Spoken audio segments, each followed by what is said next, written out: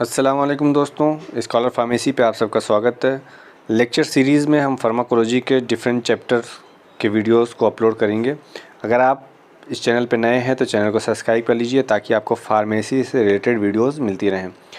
इस लेक्चर में हम डिस्कस करेंगे फार्माकोलॉजी के चैप्टर 1 के कुछ टॉपिक्स को, जैसे introduction and scope of pharmacology and various routes of drug administration. आइए शुरू करते हैं।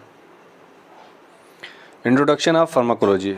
फार्माकोलॉजी बेसिकली है क्या, इसमें किस चीज़ की स्टडी की जाती है, इसके बारे में हमें देखना है। डिफिनेशन देखते हैं। Pharmacology is a branch of medicine and pharmaceutical sciences which is concerned with the study of drug और इट्स एक्शन। फार्माकोलॉजी मेडिसिन या फार्मास्यूटिकल साइंस की ऐसी शाखा है जिसके अंतर्गत हम ड्रग और उसके एक्शन की स्टडी करते हैं। दूसरी डिफिनेशन देख लें। Pharmacology can be defined as the study of interactions between drug and biological system.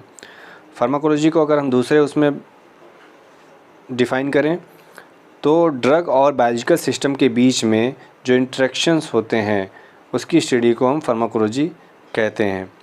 तो इसमें बेसिकली ड्रग और ड्रग से रिलेटेड लाइक उसके मोड ऑफ एक्शंस वगैरह की हम स्टडी करते हैं। अब ये बात आती है फार्माकोलॉजी वर्ड आया कहाँ से। तो फार्माकोलॉजी बेसिकली दो वर्ड से मिल के बना है, जो कि ये ग्रीक वर्ड है। दो वर्ड कौन कौन से हैं? फार्माकॉन और लोगोस। फार्माकॉन मीन्स होता है ड्रग एंड लोगोस मतलब होता है स्टडी। तो नाम में ही छुपा है कि हम इसमें ड्रग की स्टडी करते हैं। नीचे दिया है pharmakon drugs, logos means study, which means pharmacology is the study of drug and their action of living body. It includes the knowledge of history, source, biochemistry and physiological effects, mechanism of action and therapeutic uses of drug. तो ये पूरी चीज़ों का निचोड़ है। Drug की history को, drug के सोर्स को, ड्रग की बायोकेमिस्ट्री को, ड्रग के फिजियोलॉजिकल इफेक्ट को, ड्रग के मोड ऑफ एक्शन को और ड्रग के थेराप्यूटिक यूजेस की स्टडी हम फार्माकोलॉजी में करते हैं। अब फार्माकोलॉजी मेजरली दो भागों में डिवाइड किया गया है। पहला फार्माकोकाइनेटिक्स और दूसरा फार्माकोडायनेमिक। फार्माकोकाइनेटिक में जो स्टडी की जाती है वो ड्रग का मूवमेंट बॉडी में किस तरह से है उसकी स्टडी की जाती है, like ADME, absorption, distribution, metabolism और एक्सक्रीशन। ये फार्माकोकाइनेटिक में इस सब की स्टडी की जाती है। वहीं पे फार्माकोडायनेमिक में बेसिकली मोड ऑफ एक्शन की स्टडी की जाती है कि ड्रग बॉडी पे कैसे रिएक्ट कर रही है। Next, scope of pharmacology. Pharmacology study करने के बाद हम किस किस फील्ड में इसको अप्लाई कर सकते हैं। तो यहाँ पे कुछ पॉइंट्स है, जैसे कीमोथेरेपी है, टॉक्सिकोलॉजी है, फार्माकोथेरापेटिक्स है, clinical pharmacology, therapeutic index, gene based therapy, pharmacoepidemiology. तो अलग अलग सबकी डिफिनीशंस हैं। कीमोथेरेपी क्या है? विज्ञान की ऐसी शाखा जिसके अंतर्गत हम पर्टिकुलर ड्रग की स्टडी करते हैं जो सेलेक्टिव टॉक्सिसिटी रखती हो पर्टिकुलर ऑर्गेनिम्स के लिए या पर्टिकुलर सेल के लिए। जैसे आपकी कैंसर सेल हो गई या माइक्रो ऑर्गेनिज्म है, उसको ये क्या करते हैं, किल कर देते हैं। तो इसकी स्टडी की जाती है कीमोथेरेपी में। टॉक्सिकोलॉजी क्या है? विज्ञान की ऐसी शाखा जिसके अंतर्गत हम टॉक्सिक सब्सटेंस जैसे पॉइजन वगैरह की स्टडी करते हैं। फार्माकोथेरापेटिक्स क्या है? इसमें पेशेंट के क्योर, उसके रिलीफ, ड्रग की थेरेपी, ड्रग का एडमिनिस्ट्रेशन, इन सब की स्टडी की जाती है फार्माकोथेरापेटिक्स में। क्लिनिकल फार्माकोलॉजी क्या है? इसमें क्लिनिकल ट्रायल से रिलेटेड या आपके रिसर्च जो कंडक्ट होते हैं उससे रिलेटेड स्टडी की जाती है। थेरापेटिक इंडेक्स या आपके ड्रग की सेफ्टी के मार्जिन को की स्टडी की जाती है इसके अंतर्गत, थेरापेटिक इंडेक्स के अंतर्गत। फार्माकोएपिडेमियोलॉजी ये भी एक विज्ञान की शाखा है जिसके अंतर्गत हम इंफॉर्मेशन गैदर करते हैं पर्टिकुलर एरिया में हेल्थ से रिलेटेड, ड्रग की कॉस्ट से, मेडिकल डिवाइसेस होते हैं और एक पर्टिकुलर पॉपुलेशन पे इन सब की इंफॉर्मेशन को गैदर किया जाता है और उसकी स्टडी की जाती है किसमें? फार्माकोएपिडेमियोलॉजी में। Next topic, various route of drug administration. Drug किस किस रूट से हम बॉडी में इंसर्ट कर सकते हैं उसके बारे में इसमें हमें स्टडी करनी है। तो पॉइंट वाइज देखते चलते हैं। Route of drug administration is the path by which the drug is introduce into the body. Drug administration एक ऐसा पाथ है जिसके द्वारा हम ड्रग को बॉडी में इंट्रोड्यूस करा सकते हैं, इंसर्ट करा सकते हैं। दूसरा point, the choice of route for the drug administration depends on, कौन सा रूट हम आइडेंटिफाई करें ड्रग को एडमिनिस्ट्रेशन कराने के लिए या एडमिनिस्ट्रेट कराने के लिए, कुछ प्रॉपर्टीज़ होती हैं, उसको ध्यान में रखते हुए ड्रग को हम एडमिनिस्ट्रेट कराते हैं। Like properties of drug like water और लिपिड सॉल्बिलिटी, आयनाइजेशन, ड्रग की सॉल्बिलिटी को हम देखते हैं कि लिपिड में सॉल्युबल है या वाटर में सॉल्युबल है, आयनाइज कितना हो रहा है कि अनआयनाइज रह जा रहा है, ड्रग की प्रॉपर्टी देखते हैं। वहीं पे थेरेपेटिक ऑब्जेक्टिव्स को अगर हम ध्यान में रखें तो अगर फ़ौरन हमें पेशेंट को रिलीफ देना हो तो हम रूट तब आइडेंटिफाई करते हैं कि कौन सा रूट देना है हमें, पेरेंटल रूट, और अगर लॉन्ग ड्यूरेशन पे जाना है कि फ़ौरन ज़रूरत नहीं है तो हम इंटरनल रूट को लेते हैं। तो यह डिपेंड करता है कि रिक्वायर्ड क्या है पेशेंट की।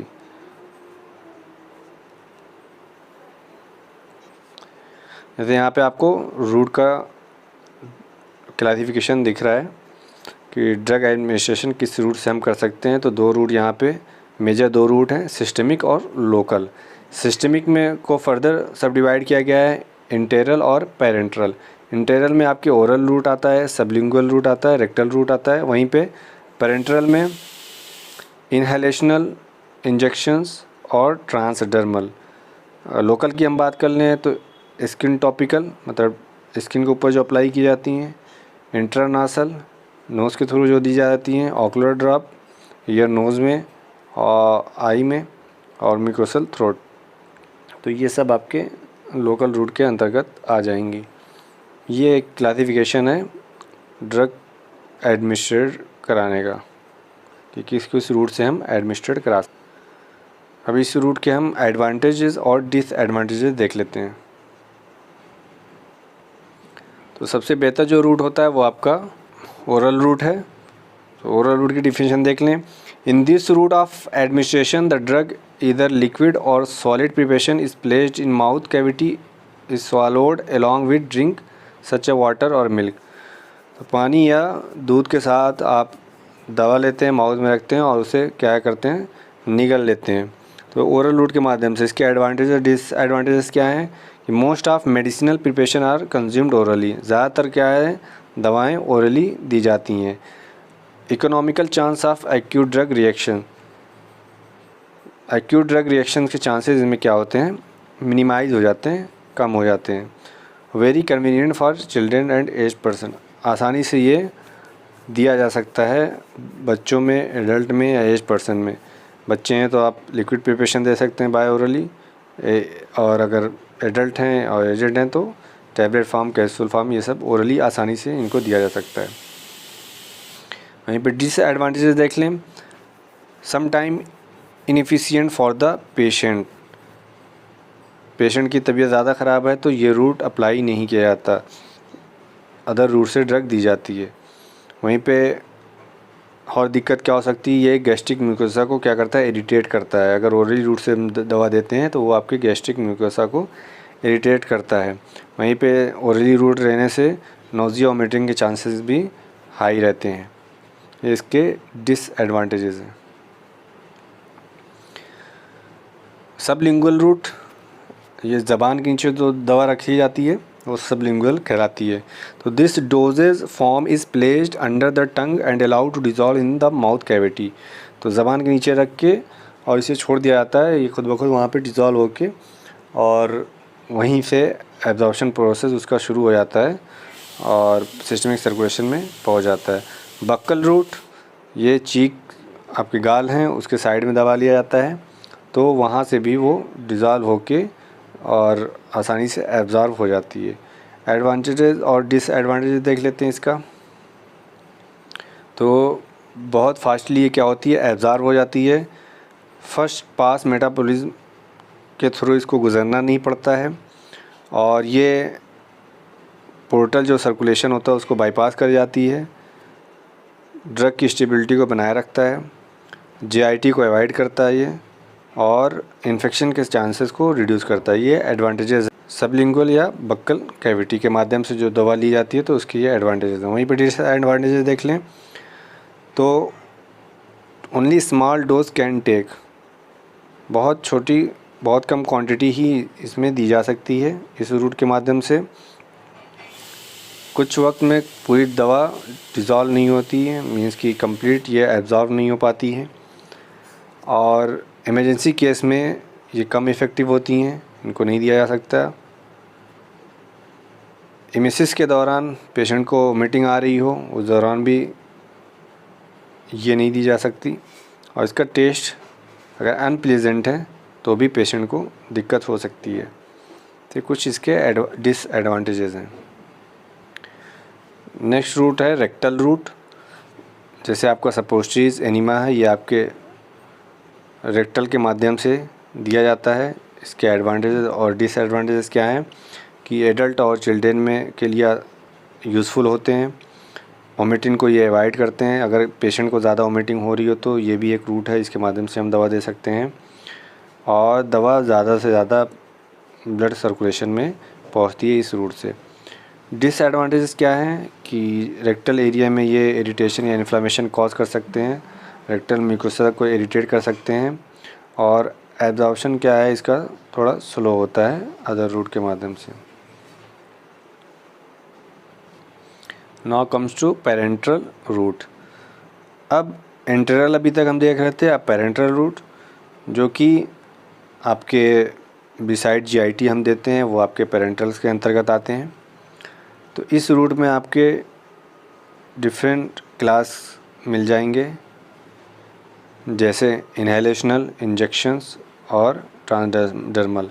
तो इंजेक्शन में आपके इंट्रावेनस जैसे रूट आता है, आईवी रूट है, आईएम रूट है, सबक्यूटेनियस है, इंट्रा आर्टियल, इंट्राकुलर, इंट्राएथिकल, इंट्राडर्मल, ये सब आपके पेरेंट्रल्स के अंतर्गत आएंगे। तो वन बाय वन देख रहे हैं। तो आईवी को देख लें। Route IV is the route of drug administration in which the drugs are administered into the veins. IV route ऐसा रूट है जिसमें हम वेन्स में ड्रग को एडमिनिस्टर्ड कराते हैं। ये कब प्रीफर किया जाता है? जब पेशेंट इमरजेंसी केस हो पेशेंट में, और पेशेंट ओरली ना ले पा रहा हो दवाओं को, तो उस केस में, और बहुत नीड हो ड्रग देने की, तो उस केस में हम आईवी रूट को फॉलो करते हैं। और भी ये डिपेंड करता है ड्रग की, ड्रग अगर प्रॉपर्ली एब्जॉर्ब नहीं हो रही है ओरल रूट के माध्यम से या अदर रूट के, तो आईवी रूट के माध्यम से उसको दिया जाता है। एक एग्जांपल के तौर पे जैसे न्यूरोमस्कुलर ब्लॉकिंग ड्रग है जैसे एट्राक्यूरियम, तो ये आईवी रूट से, ये अनएब्जॉर्ब होती है ओरली, तो ये आईवी रूट से दी जाती है। आईवी रूट का फ़ायदा ये है कि इसकी बायोबिलिटी 100% होती है, और ये फ़ौरन एक्शन प्रोड्यूस करता है। विद इन 1-2 मिनट्स में ये एक्शन प्रोड्यूस करना शुरू कर देते हैं। तो एडवांटेजेस देख लें और डिसएडवांटेजेस देख लें इसके। 100% बायोबिलिटी मतलब कम्प्लीटली ड्रग आपके ब्लड सर्कुलेशन में पहुंच जाती है, और ये फर्स्ट पास मेटाबॉलिज्म को फॉलो नहीं करती है, डायरेक्ट सिस्टम में सर्कुलेशन में पहुंच जा रही है, बहुत फास्ट ये एक्शन प्रोड्यूस करती है। और अगर वोमिटिंग वाला पेशेंट है, ओमेसिस आ रही है उसको, या फिर डायरिया वाला पेशेंट है, तो उसके लिए बेस्ट रूट होता है आईवी रूट। वहीं पे डिसएडवांटेज देख लें तो ये इसमें आपका ट्रेंड पर्सन होना चाहिए जो आईवी दे रहा हो, और ये रूट थोड़ा अनसेफ रूट होता है एज़ कम्पेयर टू ओरली, और ये रूट कॉस्टली भी होता है, पेनफुल भी होता है ये रूट, तो इन्फेक्शन वगैरह की चांसेस भी इस रूट से होते हैं। ये इसके डिसएडवांटेजेस हैं। नेक्स्ट रूट आपका इंट्रामस्कुलर, जो मसल्स में ड्रग एडमिनिस्ट्रेट की जाती है वो आपका इंट्रामस्कुलर रूट कहलाता है। तो इसके भी एडवांटेजेस क्या है कि rapid onset of action, drug का फ़ौरन एक्शन शुरू हो जाता है, थोड़ा बहुत इरिटेशन होता है जिस जगह इंजेक्शन दिया जाता है, और एब्जॉर्प्शन भी आसानी से हो जाता है। वहीं पे अगर डिसएडवांटेज देखें तो ज़्यादा इसमें हम लार्ज अमाउंट में ड्रग इंसर्ट नहीं, मतलब 10 ml से ज़्यादा ड्रग को हम इंसर्ट नहीं करा सकते आईएम रूट से। वहीं पे जिस एरिया में दिया जाएगा उस एरिया में पेन होगा, इन्फेक्शन के चांसेस रहते हैं, नर्व डैमेज के भी चांसेस रहते हैं। नेक्स्ट आपका सबक्यूटेनियस रूट,